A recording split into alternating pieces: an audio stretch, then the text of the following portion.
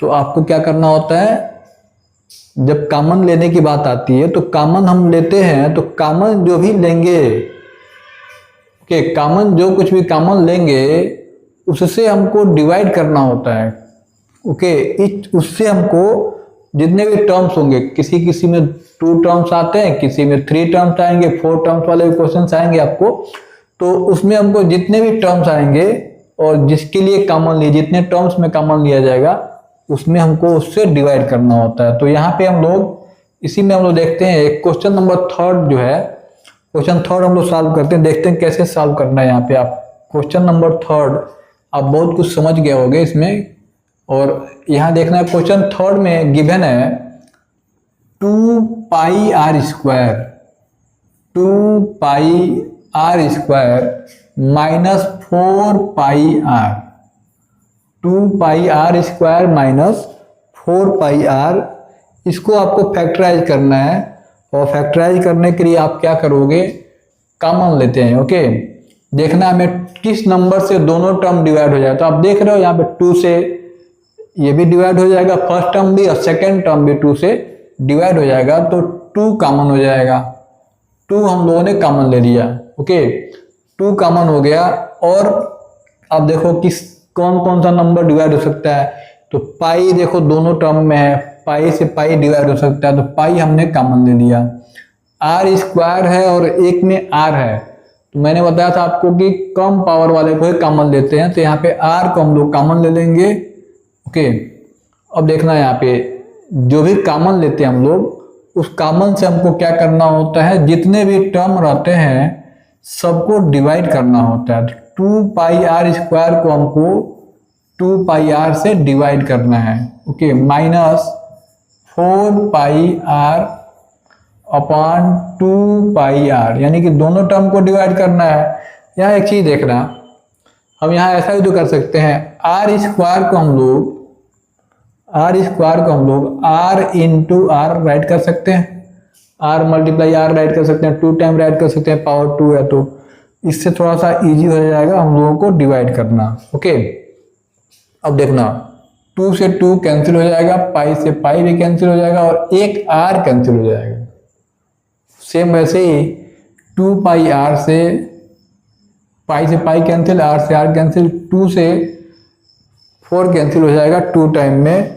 तो हम लोगों को मिलेगा क्या, ब्रैकेट के बाहर 2 पाई आर और ब्रैकेट के अंदर यहाँ पे आप देखोगे ब्रैकेट के अंदर यहाँ पे केवल आर बचा हुआ है और इस साइड में केवल 2 बचा है, तो ये आपका आंसर हो जाएगा। ओके, तो क्वेश्चन तो बहुत इजी है, अगर आपने समझा है तो आई थिंक इससे रिलेटेड अदर क्वेश्चन भी आप बहुत इजी सॉल्व कर पाओगे। ओके, नोट करो, इसको नोट करो, फिर मैं आपको आगे क्वेश्चन बताता हूँ। आई थिंक आपने नोट भी कर लिया होगा। ओके, फिर सेकंड क्वेश्चन देखते हैं हम लोग, इसमें 3rd का सेकंड। ओके, इसी क्वेश्चन 3rd में जो सेकंड क्वेश्चन है वो देखते हैं हम लोग। 3rd का सेकंड जो भी है, जैसे 3rd का सेकंड देखोगे तो उसमें गिवन है 18m plus 16n, 18m plus 16n। अब यहाँ पे क्या कॉमन लोगे आप वो देखना है। तो आप देखोगे 2 से 18 भी डिवाइड होगा, 2 से 16 भी डिवाइड होगा। ओके, 3 से 18 डिवाइड होगा लेकिन 16 डिवाइड नहीं हो पाएगा, तो 3 कॉमन नहीं लेंगे। ओके, 4 से 16 डिवाइड होगा लेकिन 18 नहीं होगा, तो 4 भी कॉमन नहीं ले सकते। 2 से दोनों नंबर डिवाइड हो रहा है तो 2 हो जाएगा कॉमन, और एक टर्म में m है, दूसरे टर्म में n है, सेम नहीं है, तो ये कॉमन नहीं हो सकता, केवल 2 कॉमन होगा। अब 2 से 18 को डिवाइड करोगे तो 2 से 18 कितने टाइम में डिवाइड होगा, 9 टाइम में, और यहाँ बचेगा m। और 2 से 16 कितने टाइम में डिवाइड होगा, तो 2 से 16 8 टाइम में डिवाइड होगा, और ये हो जाएगा 8n। ये आपके 3rd क्वेश्चन का जो 3rd के सेकंड का आंसर हो गया। ओके, अब इसके बाद हम लोग देखेंगे आपके इस एक्सरसाइज के 4th क्वेश्चन में क्या गिवन है।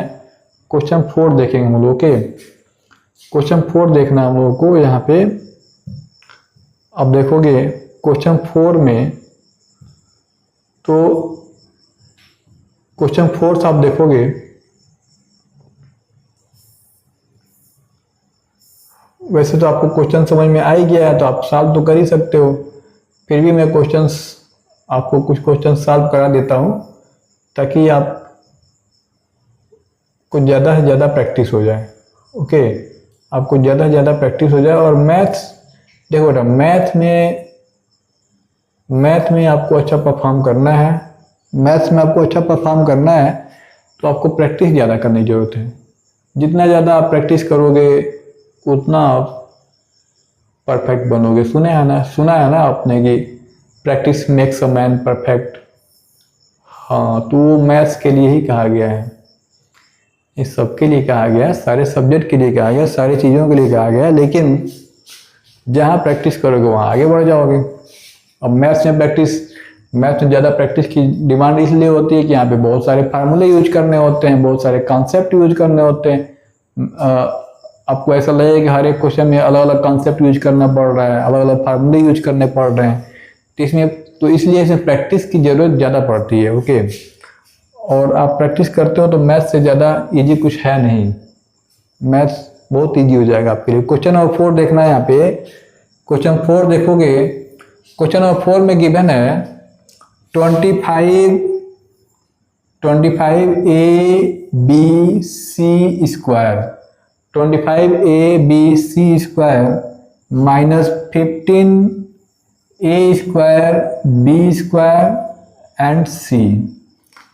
25ab square minus 15a square b square c, ये क्वेश्चन है। और ओके, आप लोग कर रहे हो, बिल्कुल वेरी गुड, करके दिखा दो। हाँ, ओके, चलो मैं सॉल्व कर रहा हूँ। ओके, फिर आप अपना खुद से जो भी आप सॉल्व कर रहे हो वो आप चेक कर लो कि जो भी आपका सॉल्यूशन है वो करेक्ट है कि नहीं है। ओके, तो यहाँ पे हम लोग देखेंगे 5 से 25 भी डिवाइड हो जा रहा है और 15 भी डिवाइड हो जा रहा है, तो कॉमन हो जाएगा 5 कॉमन हो जाएगा। उसके अलावा a दोनों टर्म में a है, आप यहाँ पे a स्क्वायर है, इस साइड में a है, तो आपको मैंने बताया था कि कम पावर वाले को कॉमन लेते हैं, तो यहाँ पे कॉमन हो जाएगा a, और b दोनों टर्म में है तो b भी कॉमन हो जाएगा, कम पावर में b है और b स्क्वायर को हम कॉमन नहीं लेंगे। c दोनों टर्म में c है, तो एक टर्म में c सिंगल है, पावर 1 है, दूसरे में पावर 2 है, तो कम पावर वाले को कॉमन लेना होता है, यानी c को हमने कॉमन ले लिया। अब कॉमन लेने के बाद से आपको पता है सीधा सीधा कुछ नहीं करना, आपको डिवाइड कर देना है, जो भी आएगा वो राइट कर लेना है। तो 5 से 25 को डिवाइड करोगे कितने टाइम में डिवाइड होगा? 5 से 25 5 टाइम में डिवाइड हो जाएगा।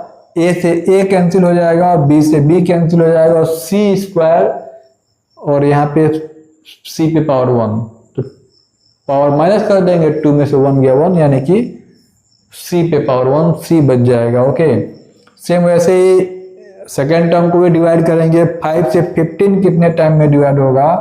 तो 5 से 15 होगा 3 टाइम में डिवाइड।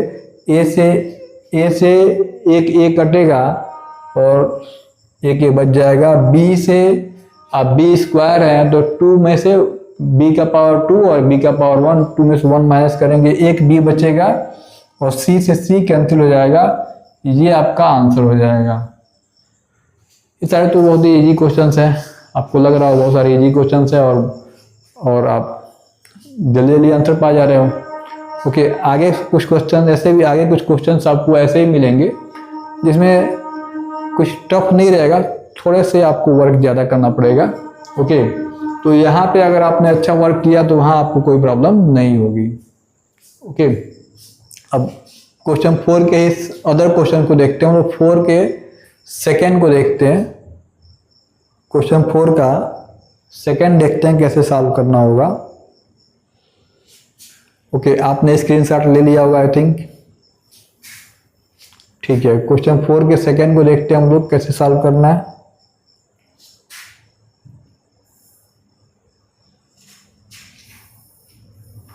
फोर्थ का सेकंड देखोगे आप लोग।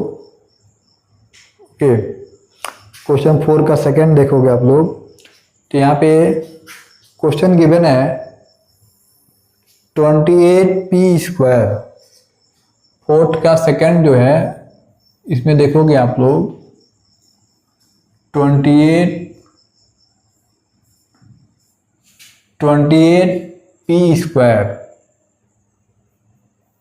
28p² r², 28p²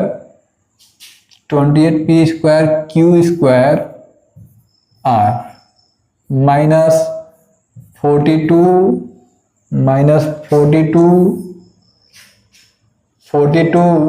p q² r²,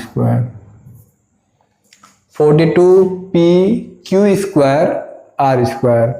अब इसमें देखेंगे हम लोग, सब में प्रोसेस वही है, आपको कॉमन लेना है।